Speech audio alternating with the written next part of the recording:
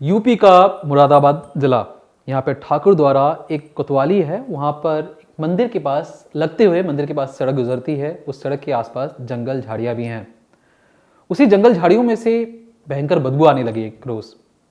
आसपास के लोगों को टेंशन होने लगी कि मंदिर के आसपास किसी ने कोई मरा हुआ जानवर फेंक दिया है, जिसकी वजह से इतनी भयंकर बदबू आ रही है। फ़ौरन ही पुलिस को इसकी इत्तला की गई। पुलिस मौके पर पहुंचती भी है। आसपास खंगाला जाता है। पता चलता है कि जो मंदिर से लगते हुए सड़क है, उसके बगल में जो जंगल झाड़ियाँ हैं, वहाँ से एक बोरा रखा हुआ था। उस बोरे से भयंकर बदबू आ रही थी। पुलिस उस बोरे को निकालती है। जैसे इस बोरे को काटती है, उसमें उनको नज़र आता है एक प्लास्टिक, और उस प्लास्टिक के अंदर इंसानी लाश रखी गई थी। अब जैसे जैसे बोरा फटता जाता है, पता चलता है कि जिस लड़की की लाश मिली थी, उसके सिर पर बाल भी नहीं है।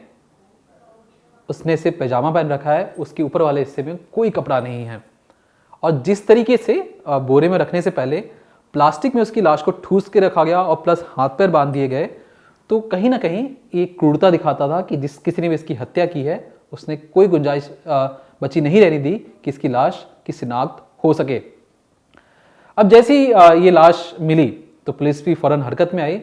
उसने उस लाश की फ़ोटो ली और आसपास की जितनी भी थाने या कोतवाली हैं, उन तक ये फ़ोटो पहुंचाई गई और कहा गया कि अगर कोई गुमशुदगी की रिपोर्ट, खास तौर पर किसी लड़की की गुमशुदगी की रिपोर्ट, किडनैपिंग की रिपोर्ट, हत्या की रिपोर्ट कहीं भी मिले, तो आप फौरन ही हमें इसकी जानकारी दें।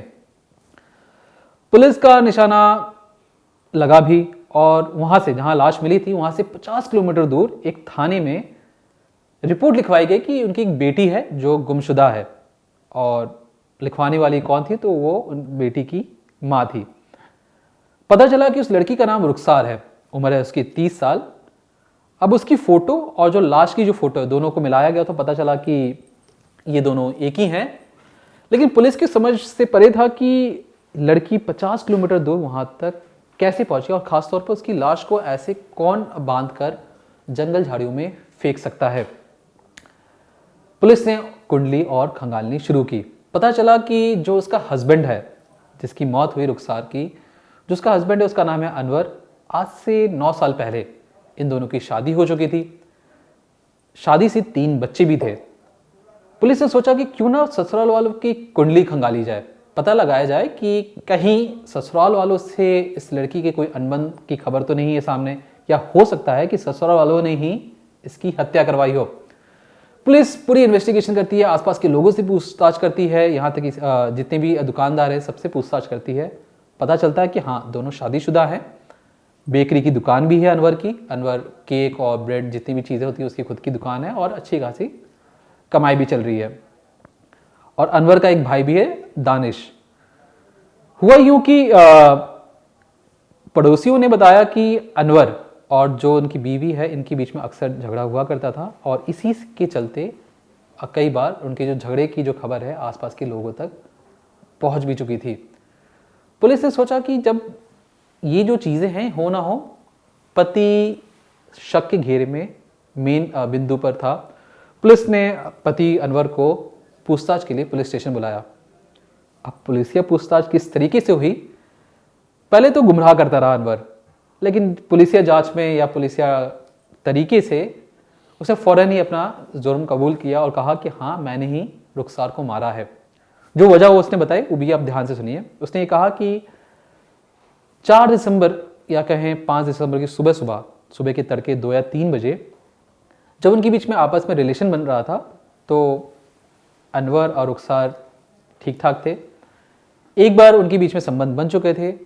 दूसरी बार कुछ देर के बाद दूसरी बार अनवर ने रुखसार को फिर से कहा कि चलो फिर से संबंध बनाते हैं, जिस पर रुखसार ने सीरियस है इनकार कर दिया। उसने कहा कि अब बस बहुत हो गया। इस पर अनवर को लगा कि रुखसार उसे मना कैसे कर सकती है, वो पति है, वो जो कहेगा पति को मानना पड़ेगा। लेकिन रुखसार मान नहीं रही थी। अनवर गुस्से से तमतमाया और उसने रुखसार को गला घोंटकर उसे मौके पर ही मौत के घाट उतार दिया। अभी जो सारी चीज़ें हुई, ये बेकरी की दुकान के अंदर हो रही थी, सुबह 2-3 बजे के करीब। जब उसने उसकी गला दबाकर उसकी हत्या की, तो ये उस वक्त हो चुका था सुबह के 3:45 बजे। अनवर जाता है, अपने छोटे भाई दानिश को बुलाता है कि आओ, कुछ प्रॉब्लम हो गई है, उसे हम दोनों को मिलकर सुलझाना होगा। जब तक उसका भाई दानिश वहाँ दुकान तक पहुँचा, अनवर पहले ही अपनी बीवी रुखसार को पॉलीथीन बैग में पैक कर चुका था और इस तरीके से पैक कर चुका था, अपनी बीवी के बाल काट चुका था और पैक करके उसने बांध दिया। लेकिन जिस कद काठी की उसकी बीवी थी रुखसार, इतना बड़ा कोई बोरा नहीं था और प्लास्टिक के अंदर भर देने से आसपास के लोगों को तुरंत पता भी लग सकता था कि बोरे के अंदर, ये प्लास्टिक के अंदर क्या चीज़ें हैं। अब बारी थी कि लाश को छुपाना है, तो उन्होंने एक बोरे का इंतज़ाम किया। अब बोरे के अंदर रुखसार तो आ नहीं रही थी, तो दानिश ने हाथ पैर कुछ इस तरीके से बांधा कि ताकि जो नॉर्मल चावल की बोरी होती है उसके अंदर रुखसार की लाश आराम से आ जाए। प्लास्टिक में पहले से ही बंधी थी रुखसार, उसके बाल काट दिए गए थे, ऊपर से पॉलीथीन के ऊपर वो गांठ भी लगा दी गई, हाथ पैर भी बांध दिए गए और फिर बोरे में भरने की कवायद शुरू हो गई। बहुत मुश्किल के बाद भी किसी तरीके से वो अंदर पहुंच सकी बोरे के अंदर। जैसी बोरे के अंदर गई, अब बारी थी कि बार बार हो ये रहा था कि बोरा खुल जा रहा था, तो सूजा ला गया। सूजा से कहने का मतलब एक बड़ी सी सुई होती है, उस सुई से उसको सिला गया ताकि लाश किसी भी तरीके से या किसी भी जानवर के हमले से नोचने से लाश बाहर ना आ सके। अच्छी तरीके से सिलने के बाद, पैकिंग करने के बाद, दोनों भाइयों ने बाइक पर बैठे और जहाँ पे उनकी बेकरी की दुकान थी वहाँ से लगभग 50 किलोमीटर दूर उस लाश को जंगल झाड़ियों में फेंक आए।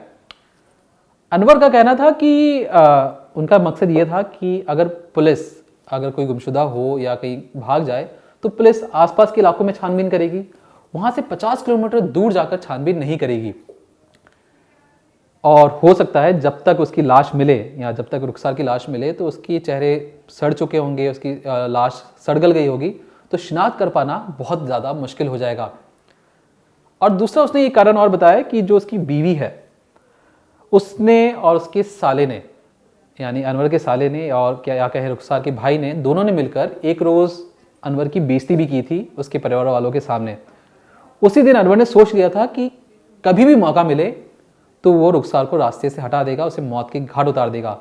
तो ये प्लानिंग बहुत दिनों से चल रही थी, लेकिन उसे मौका तब लगा या उसे कहें गुस्सा तब आया जब रुखसार ने उसे संबंध बनाने से दूसरी बार मना कर दिया, जिसके बाद उसने उसके बाल काटे और उसे वहाँ से 50 किलोमीटर दूर फेंक आया ताकि किसी को शक ना हो, और शक हो भी तो कोई इतनी दूर जाकर इन्वेस्टिगेशन नहीं करेगा कि लाश है किसकी। फिलहाल क्योंकि जुर्म कबूल कर लिया गया है तो दोनों को पुलिस हिरासत में भेज दिया गया। फिलहाल पुलिस अपने आगे जांच भी कर रही है। कुछ ऐसा ही मामला मुंबई से भी आया। मुंबई में वीना कपूर एक एक्ट्रेस हैं, बहुत बूढ़ी हो चुकी है, 74 साल या 72 साल की हैं। उनके पास 12 करोड़ की फ्लैट है और उनके छोटा बेटा उनके साथ ही रहता है और जो बाकी की संतानें अमेरिका रहते हैं। हुआ ये कि जो छोटे बेटे को 12 करोड़ की फ्लैट की लालच थी, उन्होंने वीना कपूर को बेसबॉल या कहें जो क्रिकेट बैट से इतना मारा कि उनकी मौके पर ही मौत हो गई। वहाँ पे उनकी वीना कपूर के बेटे ने क्या किया कि जो उनकी लाश थी उसके टुकड़े किए, फ्रिज के डब्बे में भरकर जहाँ पे सीन ऑफ क्राइम था वहाँ से 90 किलोमीटर दूर वो जंगल में फेंक आया। मकसद यही कि अगर पुलिस कल को छानबीन करेगी तो पुलिस इतनी दूर जाके छानबीन नहीं करेगी। अब पहला केस जो यूपी का मुरादाबाद था, वहाँ पे उसने जो सीन ऑफ क्राइम से 50 किलोमीटर दूर फेंका गया लाश को। मुंबई का जो मामला है, जो टीवी एक्ट्रेस वीना कपूर का जो हत्याकांड है, उसमें भी बेटे ने फ्रिज के जो डब्बे होते हैं उस डब्बे के अंदर लाश पैक किया और वहाँ से 90 किलोमीटर दूर फेंक आया। दोनों ही केसेस में मकसद ये कि पुलिस को किसी तरीके से गुमराह किया जा सके, सीन ऑफ क्राइम से दूर बॉडी को डिस्पोज या बॉडी को ठिकाने लगाया जा सके, ताकि कल को कुछ भी हो तो पुलिस इतनी दूर इन्वेस्टिगेशन करने नहीं आएगी। लेकिन जिस तरीके से पुलिस जांच है उसमें आरोपियों के सारे का जो पैतरे हैं वो फेल होते हुए नजर आते हैं। ज़्यादा जानकारी के लिए देखते रहिए क्राइम तक।